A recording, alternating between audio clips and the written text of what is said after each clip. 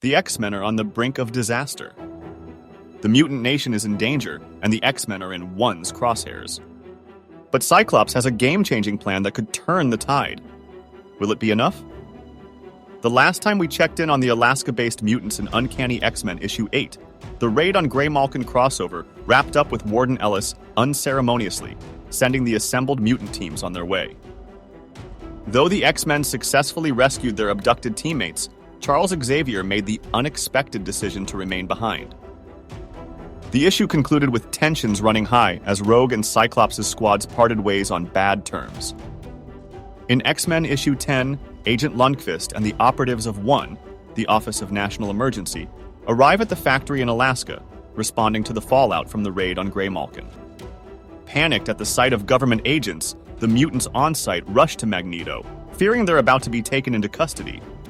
But he firmly assures them he won't let that happen.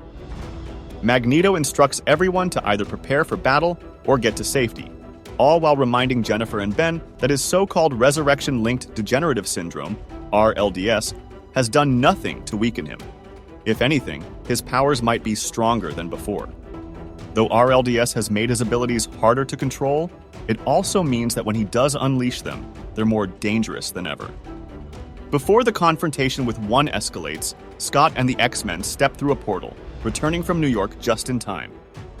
Determined to avoid unnecessary violence, Scott orders everyone to stand down and invites Agent Lundqvist inside for a conversation, hoping to defuse the situation peacefully. At first, the conversation remains civil as Scott and Lundqvist share a beer, though Lundqvist wastes no time in suggesting that Cyclops and his team surrender.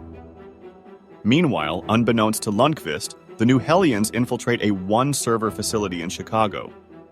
Cyclops brings up the American Service Members Protection Act, which essentially states, "If you take one of ours, no matter the reason, we're coming to take them back."